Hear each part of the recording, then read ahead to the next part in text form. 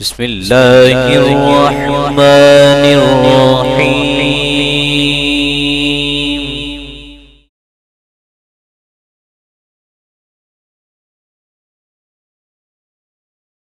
علیہ وسلم.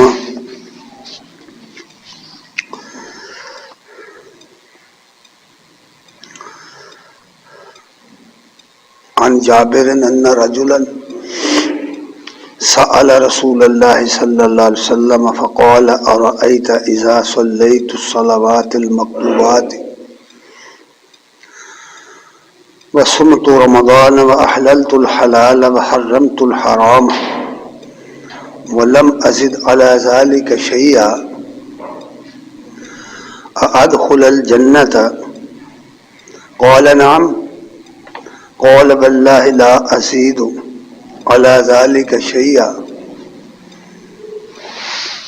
صدق الله ومولانا العظيم وصدق رسوله النبي الكريم ونحن على ذلك لمن الشاهدين والشاكرين والحمد لله رب العالمين. السلام علیکم ورحمۃ اللہ وبرکاتہ. ہر قسم کی حمد و ثنا کے لائق اللہ جل شانہ کی ذات کریم ہے، اور بے بہا درود و سلام محمد رسول اللہ صلی اللہ علیہ وآلہ وسلم پر اور آپ کی آل اور اصحاب پر. حضرات گرامی قدر، دنیا میں کوئی ایک انسان بھی ایسا نہیں ہے جو یہ چاہتا ہو کہ اس کی زندگی مصائب و آلام کا شکار رہے، تکلیفوں میں پڑا رہے، بیماریوں میں پڑا رہے، دنیا میں اسے تکلیفوں نے گھیر رکھا ہو. ایسا کوئی شخص نہیں دنیا میں. جو دنیا دار ہیں، جو آخرت کو نہیں مانتے، ان کا بھی یہی خیال ہے، جو مانتے ہیں ان کا بھی، اور جو مانتے ہیں آخرت کو ان کا خیال یہ بھی ہے کہ اس دنیا میں بھی وہ کوئی مصیبت نہ دیکھیں، کوئی تکلیف نہ اٹھائیں، اور آخرت میں بھی انہیں جنت نصیب ہو جائے. یہ ایمان اور اسلام کی جتنی باتیں ہیں اور یہ عقیدہ عمل کی جتنی باتیں ہیں، ان سب کا بنیادی مقصد بس یہی ہے کہ اس دنیا میں بھی انسان امن و آشتی کے ساتھ اپنی زندگی گزار لے، اور آخرت میں بھی اسے کامیابی نصیب ہو جائے. قرآن و سنت میں جو کچھ بیان کیا گیا ہے، اس کا جو مدعا ہے، جو منشا ہے، وہ اس کے سوا اور کچھ نہیں کہ ہر شخص کو اس دنیا کی تکلیفوں سے نجات ملے، اس دنیا کے اندر مصیبتوں سے نجات ملے، مسائل سے نجات ملے، اور آخرت میں بھی وہ سرخرو ہو جائے. جتنے لوگ ایمان لائے اور آئندہ بھی لائیں گے اور آج بھی لا کر دنیا میں جی رہے ہیں، ان سب کا منشا یہی ہے. چنانچہ اللہ تبارک تعالیٰ نے ان لوگوں کو جو یہ چاہتے ہیں کہ انہیں اس دنیا میں بھی امن و آشتی ملے اور آخرت بھی ان کی بن جائے، ان کے لیے کچھ باتیں بیان کی ہوئی ہیں، کچھ اصول بیان کیے ہوئے، کچھ ان کے صفات بیان کی ہوئی، جن کو اپنانے سے یہ مقصد پورا ہو سکتا ہے. یہی وجہ ہے کہ جو اولین مخاطب تھے، جو سب سے پہلے ایمان لانے والے تھے، ان کو بھی مخاطب کیا گیا تھا، اور ان کے ذریعے آج بھی اور قیامت تک لوگ اس آیت مبارکہ کے مخاطب رہیں گے، اور انہیں یہ معلوم کرنا ہی پڑے گا کہ اگر وہ یہ مدعا اور منشا رکھتے ہیں اور ان کی یہی خواہش ہے تو انہیں کرنا کیا ہے جس کے نتیجے میں انہیں یہ سب کچھ مل سکتا ہے؟ اس لیے اللہ تبارک تعالیٰ نے سورہ نساء کی آیت نمبر 136 میں فرمایا ہے، یا ایھا الذین آمنوا آمنوا باللہ ورسولہ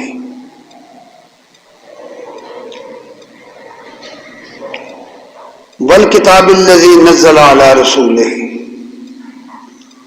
والکتاب الذی انزل من قبل۔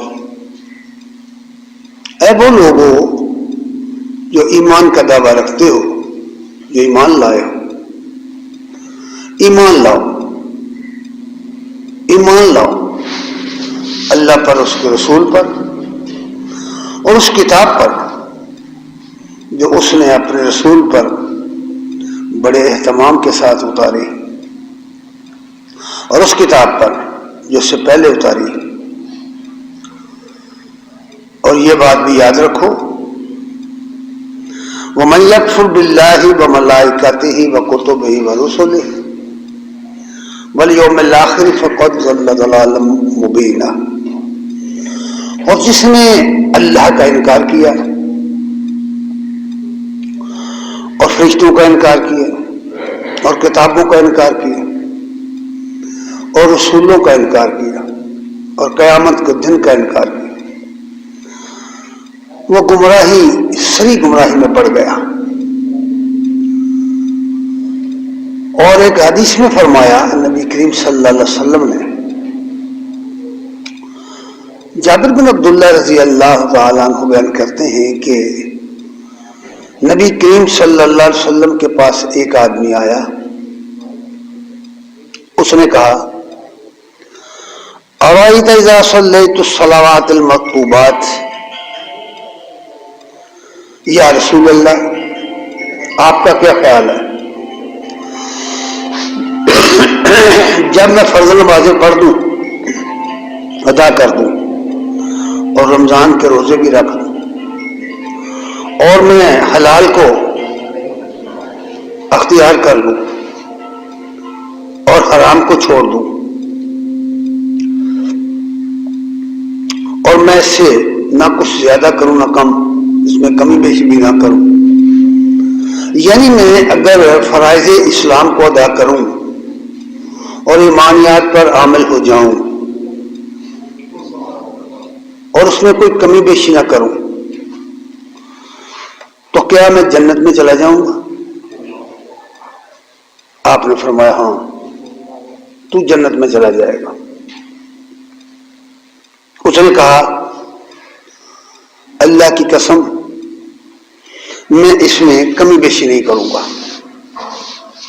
حضرات گرامی قدر، قرآن مجید کی یہ آیت اور نبی کریم صلی اللہ علیہ وسلم کا یہ فرمان اس صراط مستقیم کو ہمارے سامنے واضح کر دیتا ہے، کھول کے رکھ دیتا ہے، جس کی آخری سرے پر وہ جنت والی منزل ہے، رضوان الہی کی منزل ہے۔ اور یہ جو کہا گیا ہے کہ ایمان والو ایمان لاؤ، تو یہ دراصل ایمان کے تقاضوں کی بات کی گئی ہے کہ ایمان کے تقاضے پورے کرو۔ مختصر وقت میں اس کے تقاضے کیا ہیں وہ اشارات کی حد تک بیان کریں گے۔ ایک تو وقت کی قلت ہوتی ہے، دوسرے لوگوں کو ان باتوں سے کچھ دلچسپی بھی نہیں ہے۔ لوگوں نے ایک رسم بنا رکھی ہے یہ جمعہ وغیرہ پڑھنے کی، حقیقت میں انہیں اس سے کوئی خاص دلچسپی نہیں ہے کہ اس سے کچھ سیکھا جائے۔ اکثر دیکھا گیا ہے، نوح علیہ السلام نے اپنی تقریر میں کہا تھا کہ اے اللہ، میں نے ان لوگوں کو جس قدر زیادہ بلایا ہے یہ اسی قدر زیادہ فرار اختیار کر گئے، اور میں نے بھی اپنے اس مسجد کے اندر جمعہ پڑھنے والوں کو جس قدر زیادہ کہا ہے نا کہ بر وقت آیا کرو، وہ اتنے ہی لیٹ آتے۔ صورتحال کچھ اس طرح کی۔ چلیے ہم اپنا فرض سمجھ کر پورا کرتے ہیں، کوئی فائدہ اٹھائے نہ اٹھائے، لیکن ایک بات میں آپ بتا دوں کہ اگر کسی شخص کو ہماری گفتگو ٹھیک نہیں لگتی اچھی نہیں لگتی تو ٹھیک ہے، وہ اس کو چھوڑ دیں. وہ جس کی گفتگو اس کو اچھی لگتی ہے وہاں جائے، بجائے وقت پر. وقت کی پابندی کرے، بس یہ بات ہے. جہاں بھی اس نے جانا ہے وقت کی پابندی کرے، یہ ضروری ہے. جو لوگ وقت کی پابندی نہیں کرتے اللہ تعالیٰ نے وقت کی قسم اٹھا کر کہا ہوا ہے کہ وہ خسارے میں. دوبارہ فرمایا کہ ایمان لاؤ، اے ایمان والو ایمان لاؤ، یعنی ایمان کے تقاضے پورے کرو. قرآن مجید کے مطالعے سے وہ تقاضے سامنے آتے ہیں. انہیں ایمان کے تقاضے سمجھ لیں یا یوں سمجھ لیں کہ یہ مومن کی صفات ہے. ایک مومن جو ہے اس کی کیا کیا صفتیں ہونی چاہیے، اس کے اندر کیا کیا اوصاف ہونے چاہیے، وہ کس طرح کا ہونا چاہیے. یہ چند پوائنٹ ہیں جو بیان کریں گے. سب سے پہلی صفت یہ ہے، پہلا تقاضا یہ ہے کہ جو شخص ایمان لایا ہے، مسلمان بنا ہے، جس نے کلمہ پڑھا ہے، نبی کی اطاعت اختیار کی ہے، اللہ رسول کو ماننے کا اعلان کیا ہے، اس کو سمجھ کر سوچ کر دائرے میں داخل ہونا چاہیے. اور پھر ایمانیات میں جو کچھ بیان کیا گیا ہے ان سب کو تسلیم کرنا چاہیے اور سمجھ کر تسلیم کرنا چاہیے کہ یہ ہیں کیا. یہ اللہ پر ایمان لانا کیا مطلب، فرشتوں پر، کتابوں پر، رسولوں پر، قیامت پر ایمان لانے کا کیا مطلب ہے، یہ بات سمجھنی بہت ضروری ہے. جس نے یہ سمجھی اس کی زندگی بدل جائے گی، جس نے نہیں سمجھی وہ بس ٹرین سے چلتا رہے گا. اس لیے پہلی بات یہ ہے، یہ پہلا تقاضا سمجھ لیجئے، پہلی مومن کی صفت سمجھ لیجئے کہ ایمانیات کو تسلیم کرنا اور تسلیم کر کے اس کا ثبوت مہیا کرنا. ثبوت سب سے پہلا اس کا یہ ہے، یعنی دوسری صفت اس کی یہ ہے یا دوسرا تقاضا ایمان کا یہ ہے کہ جو مخالفین ایمان اسلام ہیں، جو لوگ اسلام کے دشمن ہیں، جو لوگ اللہ رسول کے نافرمان ہیں، فاسق ہیں، فاجر ہیں، ان کے ساتھ موالات مت رکھیں، ان کے ساتھ جرانے نہ گانٹیں. کاروبار حیات الگ بات ہے، دنیا کے کام کرنا الگ بات ہے، لیکن کسی کے ساتھ جگری تعلق قائم کرنا، موالات قائم کرنا، اس کو اپنا سرپرست سمجھنا، یہ الگ بات ہے. یہ پہلا دوسرا تقاضا ہے ایمان کا کہ وہ قرآن میں صاف لکھا ہے، سورہ آل عمران کے آیت نمبر 28 میں فرمایا ہے لا يتخذ المؤمنون الکافرین اولیاء من دون المؤمنین. مومنوں کے لیے یہ بات جائز نہیں ہے کہ وہ مومنوں کو چھوڑ کر اللہ رسول کے منکروں کو اپنے سنگی ساتھی بنا لیں، اپنے سرپرست بنائیں، ان کے ساتھ موالات کے رشتے قائم کر بیٹھے. یہ پہلی بات ہے. جو شخص ایسا کرے گا اس کو اس سے خبردار اس لیے کیا گیا ہے کہ جو ایمان کے دشمن لوگ ہیں، جو ایمان کے مخالف لوگ ہیں یا فاسق طبقہ لوگ ہیں، ماننے کو تو وہ سب کو مانتے ہیں لیکن اپنے عمل کے اعتبار سے وہ اللہ رسول کی نافرمانیاں کرتے ہیں. ایسے لوگ جب ایسے لوگوں کی مجلس تم لوگ کرو گے، ہم لوگ کریں گے تو وہ اپنا رنگ ہمارے اوپر چڑھا دیں گے اور ہمیں بھی اپنے جیسا بنا لیں گے. اس لیے فرمایا گیا ہے کہ جہاں تک کاروبار زندگی کا تعلق ہے وہ لین دین تو رہا الگ، باقی ان کے ساتھ اپنی موالات مت بناؤ، ان کی مجلس میں مت اختیار کرو ورنہ وہ تمہیں لے ڈوب دیں گے. اس کی ہدایات دوسری جگہ بھی بہت زیادہ تفصیل سے دی گئی. اور تیسری صفت یہ ہے کہ ایک مومن کا کام کیا ہے، وہ کیا کرے، کس لیے وہ مسلمان بنا ہے. یہ مال نمازیں پڑھنا، روزے رکھ چھوڑنا، چھوٹے موٹے کو نیکی وکی کے کام کر لینا، یہ نہیں ہے اسلام، یہ مسلمانی نہیں ہے. مسلمان کا بنیادی کام یہ ہے کہ اللہ کی زمین کے اوپر سے اس کی نافرمانی کے کاموں کو ختم کرنے کی کوشش کرے، شرک کو مٹانے کی کوشش کرے، امر بالمعروف کرے اور نہی عن المنکر کرے، برائیوں سے لوگوں کو منع کرے، روکے، جس طرح اس کو روک سکتا اس طرح روک دے. اگر وہ نہیں روک سکتا تو کم از کم ان کو برا سمجھے، دل سے ان سے نفرت ہونی چاہیے. اگر نفرت بھی نہیں ہے برائیوں سے تو پھر اس آدمی کے اندر ایمان نہیں ہے، وہ شخص مومن بالکل نہیں ہے. اس لیے یہ بات صاف کہہ دی گئی ہے قرآن مجید میں کہ اللہ پر ایمان کے ساتھ ساتھ امر بالمعروف کرنا، نہی عن المنکر کرنا۔ سورہ آل عمران کی آیت نمبر 110 میں فرمایا کنتم خیر امت، تم بہترین جماعت ہو، تم بہترین لوگ ہو۔ مسلمانوں کو مخاطب کر کے کہا گیا، ان لوگوں کو جو ایمان کا دعویٰ رکھتے ہیں ان کو مخاطب کر کے کہا تم بہترین امت ہو، لیکن شرط ہے، اور وہ یہ شرط ہے اخرجت للناس کہ تمہیں صرف لوگوں کے لیے برپا کیا گیا دنیا میں، تمہیں لوگوں کے لیے، لوگوں کی رہنمائی کے لیے کھڑا کیا گیا ہے۔ جو خود ہی نہیں راہ جانتا وہ لوگوں کی کیا رہنمائی کرے گا؟ خود سوچو، اگر اسے خود ہی علم نہیں ہے، اسے پتہ ہی نہیں ایمان کیا ہے، اسلام کیا ہے، اللہ رسول کے حقوق کیا ہیں، بندوں کے حقوق کیا ہیں، اللہ کے حقوق کیا ہیں، اسے جب پتہ ہی نہیں ہے، اسے اسلام کی کچھ خبر ہی نہیں ہے، تو کیا لوگوں کی رہنمائی کرے گا؟ اس لیے فرمایا اخرجت للناس، لوگوں کے لیے تمہیں پیدا کیا گیا۔ یہ پہلی بات ہے۔ اس تقاضے کو پورا کرنے کے لیے آدمی کو علم حاصل کرنا پڑے گا اپنے دین کا، جس پر وہ ایمان لایا ہے، جن چیزوں کو وہ اپنا دین سمجھتا ہے اس کو سمجھنا پڑے گا، اس کی جتنے موٹے موٹے اجزاء ہیں ان کو سمجھنا پڑے گا۔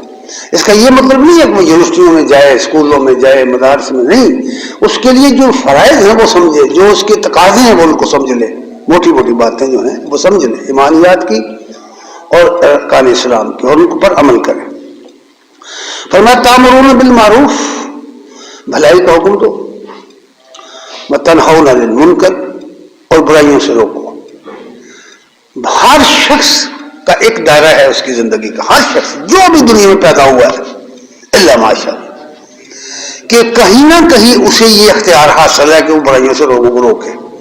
کسی کو اپنی اولاد پر یہ اختیار حاصل ہے، کسی کو اپنے ملازم پر اختیار حاصل ہے، کسی کو اپنی حکومت پہ، کسی کو اپنی رعایا پہ، یعنی زندگی کا کوئی نہ کوئی دائرہ اس کے پاس ایسا ہے جہاں وہ حاکم ہے، جہاں وہ یہ بات کر سکتا ہے، امر بالمعروف بن سکتا ہے، نہی عن المنکر بن سکتا ہے۔ کوئی شخص دنیا میں ایسا نہیں ہے جس کا کوئی نہ کوئی دائرہ نہ ہو۔ اسی لیے فرمایا نبی صلی اللہ علیہ وسلم نے کہ ہر شخص راعی ہے، یعنی حکمران ہے، اس کو اس کی رعیت کے بارے میں پوچھ گچھ کی جائے گی۔ اس لیے فرمایا کہ یہ کام تمہیں کرنا ہے، تؤمنون باللہ وتؤمنون، اللہ پر ایمان رکھتے ہوئے، پورے یقین کے ساتھ اللہ پر ایمان رکھتے ہوئے۔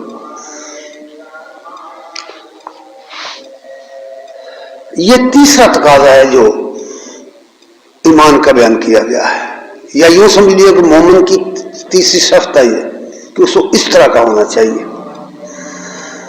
چوتھا تقاضا یہ ہے کہ جتنی یہ دنیا جو ہے نا، اس دنیا کے اندر جتنے اسباب ہیں، یہ اسباب ہمارے اختیار میں نہیں ہیں۔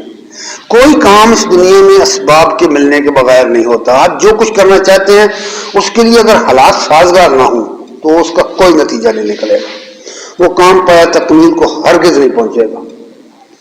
اگر آپ کسی کام میں کامیابی حاصل کرنا چاہتے ہیں تو اس کے لیے جو ہدایات ہیں ان پر عمل کر سکتے ہیں، اسباب پیدا نہیں کر سکتے، اسباب اللہ نے پیدا کرنے ہیں۔ بندے کی ذمہ داری صرف یہ ہے کہ وہ اپنے حصے کا کام کرتے ہیں، اپنی ذمہ داری کے مطابق وہ کام جس طرح ہونا چاہیے اس طرح کرتے ہیں، لیکن اس کے بعد یہ نہ سمجھے کہ اب میری کارکردگی کا نتیجہ ضرور بھلا نکلے گا یا اچھا نکلے گا، یا نہیں، اس پر اسے سب کچھ پھر اللہ پر چھوڑ دے۔ اس کو توکل علی اللہ کہتے ہیں۔ ساری چیزیں استعمال کر کے، اپنی ساری قوتیں صرف کر کے، اپنی محنت، اپنی ساری ٹیکنیک استعمال کرنے کے بعد نتیجہ اللہ کے سپرد کر دے، اس کو توکل علی اللہ کہتے ہیں۔ کہ ایک مومن ہمیشہ متوکل علی اللہ ہوتا ہے، اللہ پر بھروسہ کرتا ہے، وہ سارے کام اللہ پر بھروسہ کر کے کرتا ہے۔ جب اللہ پر وہ بھروسہ کرتا ہے تو اللہ کی مدد اس کو حاصل ہوتی ہے۔ اس لیے قرآن میں ہے، سورہ آل عمران کی آیت نمبر 160 میں یہ بات فرمائی گئی ہے، ینصرکم اللہ فلا غالب لکم، اگر اللہ تمہارا مددگار ہو تو تمہیں کوئی شکست نہیں دے سکتا۔ یہ یقین پیدا کرنا ہوگا، اگر اللہ تمہارا مددگار ہو تو تم پر کوئی غالب نہیں آ سکتا، تمہیں کوئی شکست نہیں دے سکتا۔ وَإِن يَخْذُلْكُمْ، اور اگر اللہ تمہیں خجالت دینا چاہے، تمہیں ذلیل کر دینا چاہے، اور اگر اللہ تمہیں شکست دے دینا چاہے، اگر اللہ تمہیں ناکام کر دینا چاہے فمن ذا الذی ینصرکم من بعدہ، تو کوئی نہیں ہے دنیا میں ایسی طاقت جو اس کے بعد تمہاری مدد کر سکے۔ یہ ہے وہ یقین جس کا ذکر کیا گیا آمنو میں، اے ایمان والو اللہ پر ایمان لاؤ، اللہ پر ایمان لو، یہ بات کہی گئی ہے۔ کس طرح کا ایمان لاؤ؟ کہ یقین پیدا کر لو کہ تمہارے پاس اللہ کے سوا کوئی مدد کرنے والا نہیں ہے۔ اگر مصیبت آئے گی تو وہی ٹالے گا، اگر اس نے کوئی رحمت تمہارے اوپر کر دی تو کوئی روک نہیں سکتا اس کو، ساری دنیا بھی دشمن ہو جائے، مخالف ہو جائے تو وہ اس کے منصوبوں کو روک نہیں سکتا۔ قرآن مجید نے یہ تعلیم دی، یہ تقاضا ہے، یہ صفت ہے مومن کی کہ وہ اس طرح کا مومن ہو۔ پھر فرمایا ہے کہ وَعَلَى اللَّهِ فَلْيَتَوَكَّلِ الْمُؤْمِنُونَ، بس مومنوں کو اللہ پر بھروسہ کرنا چاہیے۔ اللہ پر بھروسہ اس وقت کرنا چاہیے جب سارے تقاضے پورے کر لیے جائیں، جو ذمہ داریوں میں ادا کر لیا جائے، جو کچھ چاہیے، جو مٹیریل چاہیے کسی کام کے لیے وہ مہیا کر لیا جائے، تب ہم کہہ سکتے ہیں کہ اب اس کا نتیجہ اللہ کے سپرد ہے، اللہ پر بھروسہ کریں گے۔ ایسا نہیں ہے کہ آدمی کچھ کرے گا نہیں، ہاتھوں پہ ہاتھ رکھ کر بیٹھا رہے اور کہ میں نے اللہ پر بھروسہ کیا ہوا ہے، ایسی بات نہیں ہے۔ اسلام کی یہ تعلیم اس طرح سے نہیں ہے۔ اس لیے یہ توکل علی اللہ چوتھی صفت ہے یا چوتھا تقاضا اس کو کہہ لیجیے آمنو کا، ایمان لاؤ اللہ پر۔ پانچویں صفت یہ بیان کی ہے کہ مومن جو ہے اس کے سامنے یہ دنیا بڑی وسیع دنیا ہے، اس میں ایک طرف حقوق اللہ ہے، دوسری طرف حقوق العباد، یہ اسے ادا کرنے ہیں۔ حقوق اللہ کو بھی ادا کرنا ہے۔ حقوق اللہ کا عنوان جو ہے اس میں ارکان اسلام آتے ہیں۔ اگر آپ غور کریں گے تو ارکان اسلام جو ہے، ارکان پنجگانہ جن کو کہتے ہیں، ان کے اندر وہ ساری باتیں بیان ہو گئی ہیں، یہ بڑی تفصیلات موجود ہیں ان کے اندر۔ اللہ کی بندگی کرنا، اللہ تعالیٰ کی اطاعت کرنا، اللہ تعالیٰ کی فرما برداری کرنا، اس کے سوا کسی پر یہ خیال نہ کرنا کہ وہ مدد کرے گا، اس کو ہی مددگار کارساز مولا حقیقی سمجھنا، وہی آقا ہے، وہی آقا کائنات ہے، وہی مولا کائنات ہے، اس پر یقین پر کرنا، اور اس کے جو احکام ہیں وہ 5 رکنی احکام، ان پر عمل کرنا، پوری زندگی اس کالم میں ڈال دینا، اس کو حقوق اللہ کی ادائیگی کہتے ہیں۔ اس کا عنوان صرف ایک لفظ سے رکھ دیا گیا، حقوق اللہ۔ اس میں تمام قسم کی عبادات، بدنی ہوں، زبانی ہوں، مالی ہوں، رکھ دی گئی ہے۔ اور اس کے بعد دوسرا شعبہ حقوق العباد کا ہے، اس کو اطاع زکوٰۃ میں رکھا ہوا ہے۔ قرآن مجید جب یہ بات کہتا ہے، دیکھیے سورہ نساء کی آیت نمبر 162 میں یہ صفت بیان کرتے ہوئے ان لوگوں کی جو ایمان لائے ہیں، یا جن کو کہا گیا ہے کہ یا ایھا الذین آمنوا باللہ، اے لوگوں جو ایمان لائے ہو اللہ پر ایمان لاؤ۔ پھر بتایا وہ کون ہے، کیسے، ان میں سے یہ صفت بیان کر دی، والمقیمین الصلاۃ ومؤتون الزکاۃ والمؤمنون باللہ والیوم الآخر اولئک سنؤتیہم اجرا عظیما۔ دو عنوان کے تحت سارا دن سمیٹ دیا گیا ہے۔ نماز قائم کرنے والے، اقامت صلاۃ کرنے والے، اللہ تعالی کی بندگی کا نظام قائم کرنے والے، اور ایتاء زکوٰۃ کرنے والے، زکوٰۃ دینے والے، بندوں کے حقوق ادا کرنے والے، اور فرمایا وہ اللہ اور آخرت پر یقین رکھتے ہوئے یہ کام کرتے ہیں۔ والمؤمنون باللہ والیوم الآخر، جو لوگ یہ کرتے ہیں اور اس نیت اور اس ارادے اور اس اخلاص کے ساتھ اس بیس پر یہ کام کرتے ہیں، ان کے بارے میں فرمایا کہ یہ وہ لوگ ہیں جن کو ہم اجر عظیم دیں گے۔ یہ ہیں وہ لوگ۔ اب ہر شخص کے سامنے اس کی پوری زندگی کے لیے ایک چارٹر رکھ دیا گیا ہے، ایک پرفارما اس کے سامنے رکھ دیا گیا کہ یہ ابھی اس کو فل کرنا ہے۔ تو اب اگر اس کے بغیر وہ چاہے کہ وہ سب کچھ اسے مل جائے اجر عظیم، تو یہ ممکن ہی نہیں ہے، یہ بات ہی غلط ہے۔ قرآن مجید میں یہ بات کہیں نہیں کہی گئی۔ اس لیے حقوق اللہ، حقوق العباد کو ادا کرنا یہ مومن کی 5ویں صفت ہے، یا وہ ایمان، اس کے ایمان کا 5واں تقاضا ہے۔ اجر عظیم کے لیے یہ لازم ہے کہ اس کو پورا کیا جائے۔ اور چھٹا تقاضا یہ ہے یا چھٹی صفت مومن کی یہ ہے کہ اس کا کھانا پینا اوڑھنا بچھونا رہنا سہنا حلال پر مبنی ہو اور اس کی زندگی میں حرام نہ پایا جاتا ہو. یہ حرام کی دو سطحیں دو دائرے ہیں اس کی. ایک ہے مادی دنیا میں حرام پایا جاتا ہے, ایک ہے اخلاقی دنیا میں حلال و حرام کا سوال. کیا چیزیں اخلاقیات میں جائز ہیں, کیا چیزیں اخلاقیات میں ناجائز ہیں, کیا چیزیں کھانے پینے استعمال کرنے میں جائز ہیں حلال ہیں, کیا چیزیں حرام ہیں.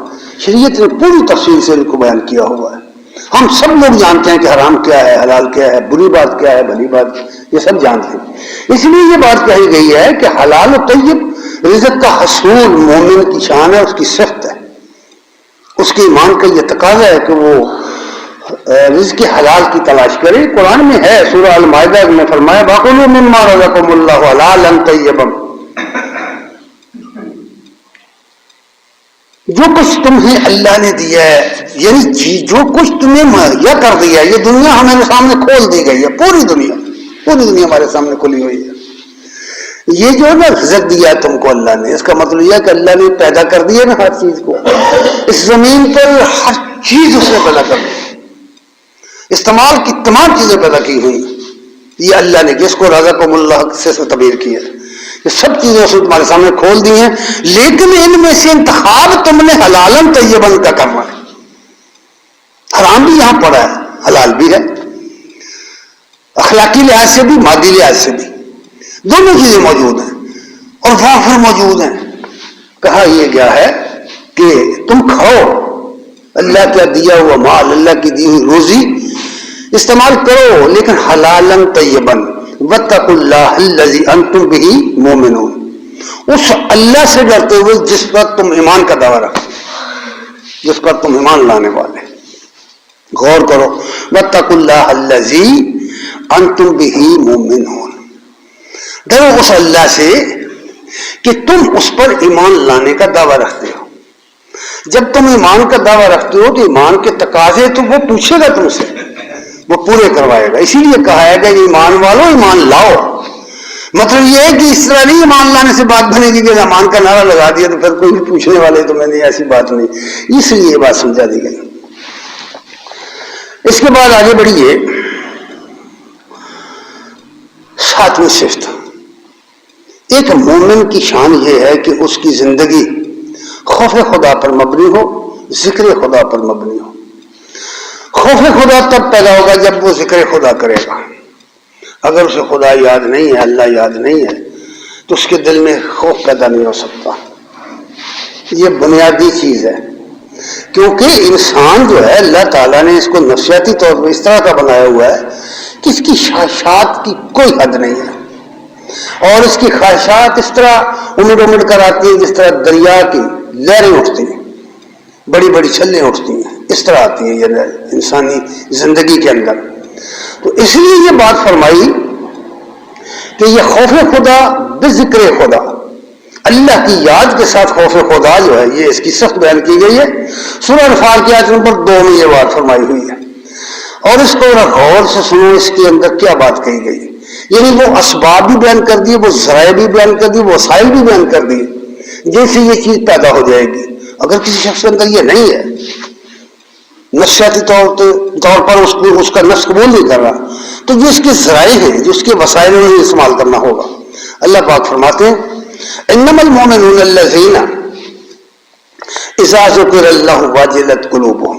ذرا غور کرو, میں اور آپ سب اس پر غور کر سکتے ہیں کہ کیا ہماری یہی کیفیت ہوتی ہے. جب یہ فرمایا بس مومن وہ لوگ ہیں, نشانی بتائی ہے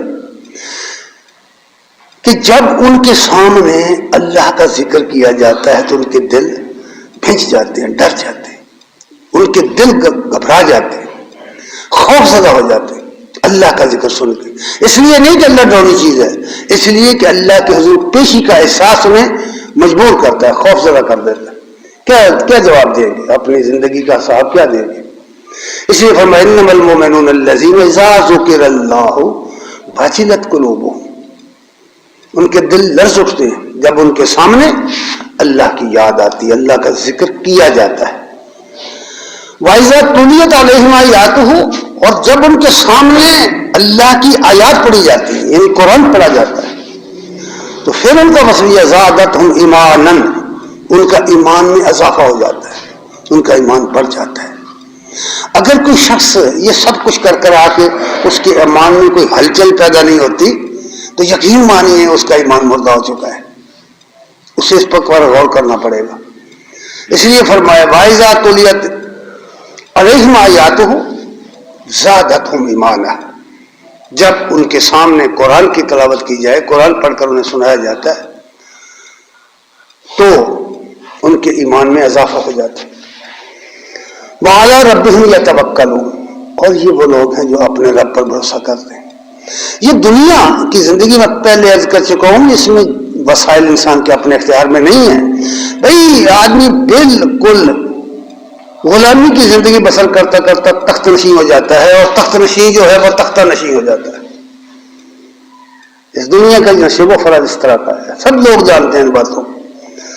تو اس کا مطلب دراصل یہ ہے کہ انسان کے اپنے اختیار میں اسباب دنیا نہیں ہے، وہ جس کے اختیار میں ہے، جو مسبب الاسباب ہے، اس پر بھروسہ کرنا پڑے گا۔ اس لیے فرمایا ہے کہ وَعَلَىٰ رَبِّهِمْ يَتَوَكَّلُونَ، 8ویں صفت یا 8واں ایمان کا تقاضا۔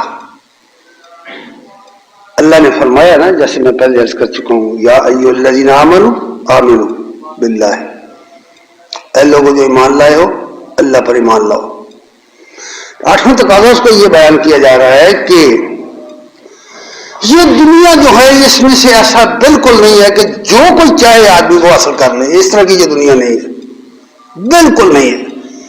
چاہے وہ کتنا لائق فائق آدمی ہو، کتنا کاریگر ہو، کتنا صاحب علم ہو، کتنا بڑا انجینئر ہو، کتنا بڑا کمائی کرنے والا ہو، ایسا نہیں ہے کہ جو چاہے وہ حاصل کر لے اس دنیا میں، جو اس کی تمنا ہو۔ یہ نہیں دنیا اس طرح کی بنائی رب نے۔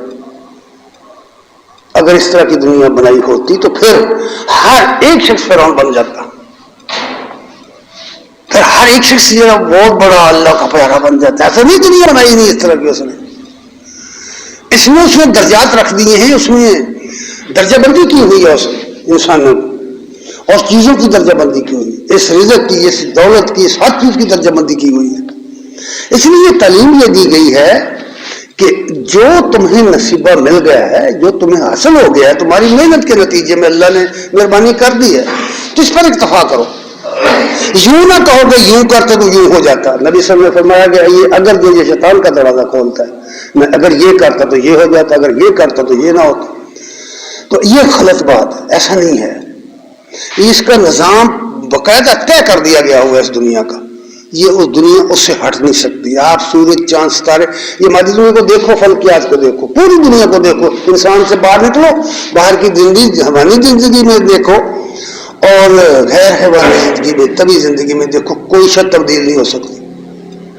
یہ کبھی ہو ہی نہیں سکتا کہ چاند کی اپنی منزلیں کم ہو جائیں، سورج کبھی ایک سیکنڈ کے 1000ویں حصہ پہلے طلوع ہو جائے یا بعد میں غروب، ہو ہی نہیں سکتا۔ یہ اس طرح کی دنیا ہے، یہ اس طرح کی دنیا نہیں ہے کہ چیزیں اپنی تاثیر بدل کر رکھ دیں، ممکن نہیں ہے یہ چیزیں۔ وہ اپنی روٹین پر چلیں گے، جو فطرت ان کی قائم کر دی گئی ہے اسی پر رہیں گے، ان سے فائدہ اٹھانا ہے آپ نے۔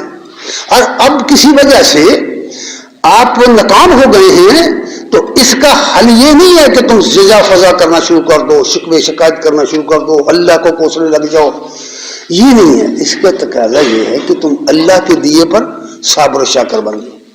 نبی کریم صلی اللہ علیہ وسلم کی حدیث میں ہے کہ مومن کی شان یہ ہے کہ جب اس کو کچھ مل جاتا ہے تو وہ شکر کرتا ہے، اس حالت میں بھی وہ اللہ کی رضا حاصل کر جاتا ہے، اور اگر کسی چیز سے محروم ہو جاتا ہے تو صبر کرتا ہے، کوئی مصیبت آ جاتی ہے تو صبر کرتا ہے، اس طرح بھی اللہ کی رضا حاصل کر جاتا ہے۔ مومن کا یہ معاملہ بڑا عجیب ہے۔ اس لیے فرمایا سورہ توبہ کی آیت نمبر 51 میں یہ بات فرمائی ہے، قُل لَن يُصِيبَنَا إِلَّا مَا كَتَبَ اللَّهُ لَنَا، ان سے کہہ دو اے نبی کہ وہی ہمیں ملے گا جو اللہ نے ہمارا نصیبہ لکھ رکھا ہے، ہمارے نصیب، ہمارا جو حصہ لکھ رکھا ہے اس دنیا کے اندر میں سے وہی ملے گا، آپ اس سے زیادہ نہیں لے جا سکتے، قطعاً یہ نہیں ہو سکتا۔ یہ جب فرعون کے درباری کو، قارون کو کہا گیا تھا کہ اللہ نے تجھ پر احسان کیا ہے تو بندوں کا حق ادا کر. تو اس نے کیا کون سا احسان اللہ نے کیا؟ یہ تو میری محنت کی کمائی ہے, یہ تو میرے علم کی کمائی ہے, میرے علم کی وجہ سے مجھے سب کچھ ملا ہے. لیکن جب اس پر افتاد پڑی, اللہ کا عذاب آیا, تو اللہ کہتا ہے کہ کوئی جماعت اس کو چھڑانے والی نہیں تھی. اور اس طرح کی بے شمار مسالے ہیں دنیا میں. دولت دھری کی دھری رہ گئی, پیسے دھرے کے دھرے رہ گئے, اقتدار دھرے کا دھرا رہ گیا. کون نہیں جانتا کہ فرعون بہت بڑا بادشاہ تھا, لیکن جب وہ ڈبکیاں کھانے لگا تو کہنے لگا میں اللہ کے موسیٰ ہارون کے رب کو مانتا ہوں. کدھر گئی بدولت, کدھر گئی وہ طاقت؟ یہ دنیا نہیں اس طرح کی رب نے بنائی. اس لیے فرمایا کہ جو کبھی تمہیں ناکامی ہو جائے تو مت دل توڑیے, بلکہ یوں سمجھیے کہ اللہ نے میرا یہ نصیبہ رکھا تھا, مجھے مل گیا ہے, اس پر اللہ کا شکر ادا کیجیے, صبر کیجیے. یہ تعلیم دی ہے اسلام نے, یہ تقاضا ہے ایمان کا. اور پھر نواں تقاضا یہ بیان کیا ہے. ہاں, اس میں کہا کہ کل یصیبنا الا ما کتب اللہ لنا ہوا مولانا, ہوا مولانا. اور یار بہت سارے لوگوں نے اللہ کو چھوڑ کر مولے بنا رکھے ہیں, بہت سارے مولے بنائے ہوئے ہیں. اللہ کے سوا کوئی مولا نہیں ہے. ہوا مولانا. دوسری جگہ فرمایا انت مولانا. تیسری جگہ فرمایا نعم المولا و نعم حسبنا اللہ و نعم الوکیل, نعم المولا و نعم النصیر. بار بار قرآن میں یہ کہا گیا. اور یہ بھی فرمایا کہ کل قیامت کے دن ان کو گھیر کر اس مولا حقیقی کے حضور لے آیا جائے گا. تو مولا صرف اللہ ہے, مولا کائنات اللہ ہے, آقا صرف اللہ ہے. یاد رکھو, یہ غلط الفاظ ہم بولتے رہتے ہیں انسانوں کے لیے, شرکی الفاظ ہیں. فرمایا ہوا مولا, وہی ہے ہمارا مولا. یہ یقین پیدا کرو, ہوا مولانا, وہی ہے ہمارا مولا, ہمارا کارساز. وعلی اللہ فلیتوکل المؤمنون. پس ایمان والوں کو اس مولا اپنے پر توکل کرنا چاہیے, اللہ پر توکل کرنا چاہیے. نواں تقاضا یہ بیان کیا ایمان کا کہ مومن ہو اور دوسرے مومن کو اس سے تکلیف پہنچے تو یہ نہیں بنتی بات, یہ شخص مومن نہیں ہے. نبی کریم صلی اللہ علیہ وسلم نے صاف فرما دیا کہ جس کی زبان اور ہاتھ سے کسی کو نقصان پہنچا مسلمان کو, وہ مسلمان نہیں ہے, وہ مومن نہیں ہے. جس کے شر سے اس کا پڑوسی دکھی ہو گیا, تکلیف اٹھا گیا, وہ مومن نہیں ہے, وہ مسلم نہیں ہے. اس طرح کی بہت ساری حدیث فرمائی ہوئی ہے. اور کیا پوچھا گیا کہ اچھا اسلام کیا؟ فرمایا کھانا کھلاؤ, لوگوں کی خدمت کیا کرو, یہ ہے اصل اسلام. لوگوں کی خدمت کرو, ان کے حقوق ادا کرو. تو یہاں فرمایا کہ مومن جو ہے, مومن, ان کے ایمان کا تقاضا یہ بھی ہے والمومنون والمومنات بعضهم اولیاء بعض, کہ وہ ایک دوسرے کے سرپرست ہوتے ہیں, ایک دوسرے کے معاون و مددگار ہوتے ہیں, ایک دوسرے کی سرپرستی کرتے ہیں, ایک دوسرے کی مدد کرتے ہیں, گرے پڑوں کو اٹھاتے ہیں اپنے ساتھیوں کو. یہ جو نبی کریم صلی اللہ علیہ وسلم نے ہجرت کے بعد اخوت قائم کی تھی, قرآن مجید میں صاف ہے نا, سورہ الحجرات میں یہ بات فرمائی ہوئی ہے, آیت نمبر 10 میں فرمائی انما المؤمنون اخوہ, سب ایمان والے آپس میں بھائی بھائی. ایمانداری سے بتاؤ کہ اس آیت کو لو, اس کے آئینے سے اپنا معاشرہ دیکھو, کیا یہ بھائی بھائی لوگ ہیں؟ یہ معاشرہ بھائیوں کا معاشرہ ہے, یہ اخوت پر مبنی معاشرہ ہے, کیا یہ قرآنی معاشرہ ہے؟ سوال پیدا ہوتا ہے. اس لیے فرمایا انما المؤمنون اخوہ فاصلحوا بین اخویکم. اگر دو بھائیوں کے درمیان جھگڑا ہو گیا تو ان کے درمیان صلح کروا دو, ان کی اصلاح کروا دو, ان کے حالات کو سنوارنے کی کوشش کرو. تمہارے اندر فسادات نہیں ہونے چاہیے, باہمی رنجشیں, دشمنیاں نہیں ہونی چاہیے. ایمان کا تقاضا یہ ہے. اس لیے فرمایا ہے کہ واتقوا اللہ لعلکم ترحمون, ڈرو اللہ سے, اگر رحمت چاہتے ہو اللہ سے ڈرو تاکہ اللہ تم پر اپنا رحم کرتے, تم پر اپنی مہربانی کرتے. تو گویا اللہ کی مہربانی اور تقوی لازم ملزوم ہے بھائی. جہاں تقوی نہیں خدا کی مہربانی نہیں. یاد رکھنا, یہ جو ہم بعض اوقات کہتے ہیں نا بڑی اللہ کی رحمت ہے, بڑا پیسہ ہے, بڑی فلاں فلاں, یہ رحمت نہیں ہے بھائی, یہ آزمائش ہے. تمہیں کس نے کہا ہے کہ یہ چیزیں رحمت ہیں؟ رحمت اور شے, رحمت وہ ہے جس نے تمہاری زندگی کو پوتر بنا دیا, پاکیزہ بنایا, اخلاقیات کے لحاظ سے تم اعلیٰ مقام پر فائز ہوگے تو پھر رحمت ہے, پھر اس کی مہربانی ہے, ورنہ نہیں. یہ فسق و فجور کی زندگی میں مال و دولت کا نام رحمت نہیں ہے. یہ تو آزمائش ہے، یہ تو تباہی کا راستہ ہے. اس لیے یہ بات فرمائی گئی ہے کہ واتقوا اللہ لعلکم ترحمون، اللہ سے ڈرو، تقوی اختیار کرو تاکہ تم پر رحمت کر دی جائے. یعنی اگر رحمت چاہتے ہو تو تقوی اختیار کرو، تقوی اختیار کرنا پڑے گا. تقوی کا کیا مطلب ہے کہ اللہ کی نافرمانی کے کام چھوڑ دو، اللہ کی نافرمانی مت کرو. 10واں تقاضا یہ ہے کہ آدمی جب مومن بنتا ہے، ایمان لاتا ہے، تو اس کا دل ریب و شکوک و شبہات سے پاک ہو جائے. یہ کوئی بات نہیں ہے کہ بھائی 4 قدم آپ ایک طرف چلتے اور پھر مڑ کر 4 قدم دوسری طرف چلتے. ایسا مسافر کبھی اپنی منزل نہیں پاتا. جو 4 قدم آگے چلے پھر 4 قدم پیچھے چلے، ساری زندگی چلتا رہے، وہ منزل نہیں پا سکتا. شکوک و شبہات کی زندگی نہیں، ایمان اور یقین کی زندگی، اطمینان کی زندگی، اطمینان نفس کی زندگی، نفس مطمئنہ کی زندگی، پورے یقین کے ساتھ اللہ اور اس کے رسول کو سچ مانتے ہوئے، اللہ کی کتاب کو سچ مانتے ہوئے، اس تعلیم کو حق مانتے ہوئے اس پر عمل کرنا. یہ بات کہی گئی، قرآن میں صاف کہہ دیا بھائی. سورہ حجرات کی آیت نمبر 15 میں یہ بات فرمائی گئی ہے، انما المؤمنون الذین آمنوا باللہ. مومن ہیں وہ لوگ، بس مومن ہیں وہ لوگ جنہوں نے اللہ پر ایمان، جو اللہ پر ایمان لائے، ورسول اور اس کے رسول پر ایمان لائے، ثم لم یرتابوا، پھر شک میں نہیں پڑے. ذرا غور کیجئے، ٹرول کے دیکھیے اپنے دلوں کو. شکوک و شبہات کے ایمان کہیں کیا نہیں چھوڑے گا آپ کو، کبھی کامیابی حاصل نہیں ہو سکتی. پورے یقین کے ساتھ، پورے اطمینان کے ساتھ یہ سفر کرنا ہے. اس کو اطمینان قلب کہتے ہیں، نفس مطمئنہ کہتے ہیں اس شخص کو جس نے یہ حالت جس نے اختیار کر لی. پھر فرمایا اس کا دلیل یہ ہے وجاہدوا باموالہم وانفسہم فی سبیل اللہ. یہ وہ لوگ ہیں جو اللہ کی راہ میں اپنا مال بھی خرچ کرتے ہیں، اپنی جان بھی کھپاتے ہیں. اب اگر کوئی شخص ہے نہ تو اللہ کی راہ میں مال خرچ کر، اللہ کی راہ یہ فقیروں کو 10 روپے دے دینے کا نام نہیں ہے. اللہ کی راہ کا مطلب یہ ہے کہ اللہ کا دین اس کی زمین پر غالب آئے، اس کے دین کا چرچا عام ہو جائے، اس کی ترویج عام ہو جائے، اس کی اشاعت عام ہو جائے، ایک ایک بندے تک اس کا پیغام پہنچ جائے. یہ اللہ کا راستہ ہے. اس دین کا غلبہ ہو جائے، اس دین کے مطابق حکومتیں چلے، اس دین کے مطابق عدالتیں چلے، اس دین کے مطابق پارلیمنٹ چلے. یہ ہے اللہ کا راستہ. دین اس لیے آیا ہوا ہے، والذی ارسل رسولہ بالہدی ودین الحق لیظہرہ علی الدین کلہ وکفی باللہ شہیدا. اللہ وہ ہے جس نے اپنے رسول کو دین حق دے کر بھیجا ہے تاکہ ادیان باطلہ پر انہیں غالب کر دیا جائے، یہ دین کفر کے غلب مغلوب ہو کر رہ جائے. یہ ہے اللہ کا راستہ. جس سے وہ مقصد حاصل ہو وہ ہے اللہ کا راستہ، وہ ہے فی سبیل اللہ کا راستہ. اس کے لیے جدوجہد مال سے بھی جان سے بھی.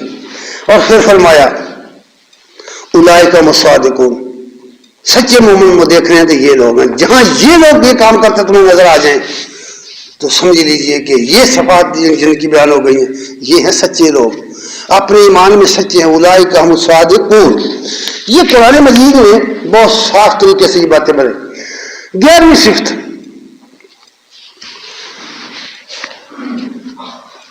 رسول اللہ صلی اللہ علیہ وسلم کی صداقت پر ایمان.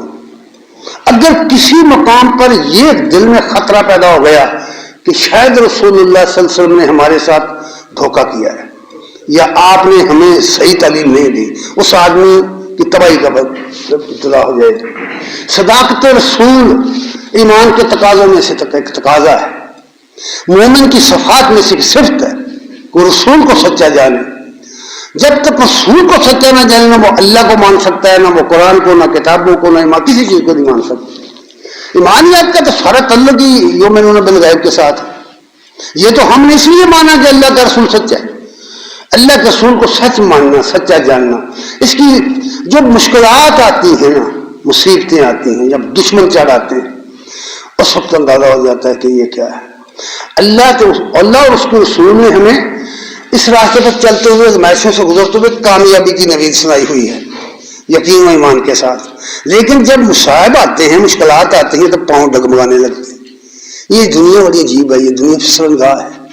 پھسلنے لگتا ہے آدمی، اسے شک پڑنے لگتا ہے، اس کے دل میں رائب پیدا ہو جاتا ہے کہ شاید ہمارے ساتھ جو وعدہ کیا گیا تھا وہ صحیح نہیں تھا. قرآن نے اس کو بڑی تفصیل سے بیان کر دیا اور منافقوں کا حال بیان کر دیا. سورہ احزاب کا پورا مضمون اس پر آیا ہے. فرمایا اللہ تعالیٰ سورہ احزاب کی آیت نمبر 22 میں فرمایا وَلَمَّا رَأَى الْمُؤْمِنُونَ الْأَحْزَابَ، جب وہ چاروں طرف سے لشکر دشمنان اسلام کے لشکر مدینے پر حملہ آور ہو گئے، اب خندق کھود کر مرتزن ہو گئے مسلمان، اور پورا ایک مہینہ یہ محاصرہ جاری رہا، خوراک ختم ہو گئی، بہت حالات ٹائٹ ہو گئے۔ منافقین آ کر کہتے ہیں یا رسول اللہ اجازت دے دو محاذ جنگ سے، ہمارے گھر خطرے میں ہیں، ہمارے اللہ نے فرمایا جھوٹ بولتے ہیں، فراری ہے یہ، ان کا کوئی گھر خطرے میں نہیں ہے، یہ بھاگنا چاہتے ہیں۔ اور جو لوگ مشکلات کے وقت بھاگتے ہیں، ایمان کا راستہ چھوڑ دیتے ہیں، یہ ان کا ذکر کیا گیا ہے۔ اللہ نے اس کی طرف اشارہ کر کے فرمایا کہ وہ وقت یاد کرو لما رأى المؤمنون الأحزاب، جب مسلمانوں نے مومنوں نے لاؤ لشکر کفار کے مدینے پر اوپر نیچے سے امڑتے دیکھے، تو جو ایمان والے تھے یہ ان کا قول نقل کیا ہے، جو بے ایمان تھے ایمان کے کچے تھے وہ تو کہتے تھے کہ بیوتنا اور اے اللہ کے رسول ہمیں اجازت دے دو، ہمارے گھر خطرے میں، ہمیں چھٹی دے دو، چھٹی دے دو، چھٹی مانگتے تھے۔ لیکن جو سچے ایمان والے تھے انہوں نے کہا قالوا هذا ما وعد الله ورسوله وصدق الله ورسوله، انہوں نے کہا کہ اللہ اور اس کے رسول نے ہم سے جو وعدہ کیا ہے وہ سچا وعدہ ہے، کامیابی ہوگی، ہماری کامیابی ہوگی، یقین کی بات۔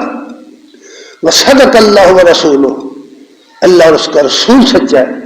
وما زادهم الا ایمانا وتسلیما، جب کسی آدمی کا ایمان اس معیار کا ہو تو پھر ایمان میں اضافہ ہوتا ہے، اور اس وقت ہوتا ہے جب وہ سر تسلیم خم کر دے اللہ رسول کے سامنے، اس کے حکامات کے سامنے، تب اس کے ایمان میں اضافہ ہوتا ہے۔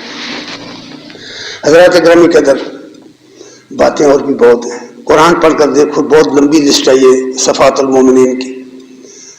بارہویں صفت یہ ہے کہ وہ آدمی مومن نہیں ہے جو مومن جماعت کے نظم کی پابندی نہ کرے، یہ ایک الگ موضوع ہے، پورا ایک موضوع ہے۔ سورہ نور کے آخر میں، سورہ احزاب کے آخر میں اس میں بہت ساری آیات بیان کی گئی ہیں کہ مومنوں کا معاشرہ ہو اور اس کے اندر کوئی نظم و ضبطی نہ ہو، کوئی جماعت بندی نہ ہو، یہ ہو ہی نہیں سکتا۔ اب مسلمانوں کا یہ جہاز جو لنگر اس کا ٹوٹ چکا ہے، کوئی مرکزی نہیں، ان کی جگہ نہیں ہے، کوئی ان کا نظام خلافت نہیں ہے، کوئی ان کا نظام امارت نہیں ہے، پوری دنیا کے مسلمان تتر بتر ہو گئے، منتشر ہو گئے، کوئی مرکز ان کا نہیں رہا، اور جس کو وہ مرکز سمجھ کر حج وغیرہ کرتے ہیں وہ رسم پوری کرتے ہیں، بھائی وہ رسم پوری کر رہے ہیں۔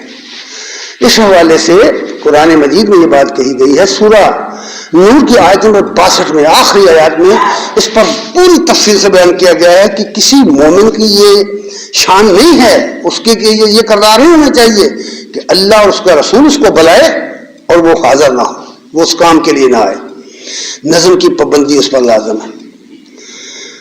تو یہ چند مختصر سی گزارشات میں نے کی ہیں، وہ مختصر اختصار کے ساتھ۔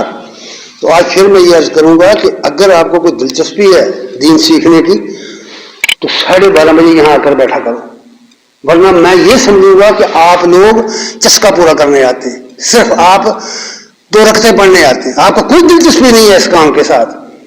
اور اگر بھئی آپ کو میری گفتگو نہیں پسند آتی تو وہاں وہاں جاتے تھے وہاں 12:30 پہنچ جاؤ، وقت سے پہلے پہنچے جب وہ گفتگو کرنے کے لیے خطیب آ رہا ہے۔ یہ اسلام نے ایک دن مقرر کیا ہوا ہے، لیکچر کا، خطاب کا، ایک درس ہے، ایک سبق ہے، یہ جمل دیا جاتا ہے جمعۃ المبارک میں۔ جو دینے والا اس کو پورا نہیں کرتا وہ اللہ کے ہاں جواب دے گا، اور جو لینے والا اس کو پورا نہیں کرتا وہ بھی اللہ کے ہاں جواب دے گا۔ تو اس لیے مومن کی جو صفات ہے نا، اقبال نے ایک جگہ کہا ہر لحظہ ہے مومن کی نئی شان نئی آن، گفتار میں کردار میں اللہ کی برہان، جب باریوں کہاریوں قدوسیوں جبروت، یہ 4 عناصر ہوں تو بنتا ہے مسلمان، ہم سایہ جبریل امی بندہ خاکی ہے، اس کا نشیمن نہ بخارا نہ بدخشان، یہ راز کسی کو نہیں معلوم کہ مومن کاری نظر آتا ہے حقیقت میں ہے قرآن۔ مطلب یہ ہے کہ وہ تو قرآن کی کالم میں ڈھلا ہوا آدمی ہوتا ہے جو مومن ہوتا ہے، جو میں نے صفات اوپر بیان کی۔ ان اشعار کی تشریح کا تو وقت نہیں ہے، اللہ تعالیٰ سے دعا ہے کہ اللہ تعالیٰ ہمیں عمل کی توفیق عنایت فرمائے. وآخر دعوانا الحمدللہ رب العالمین.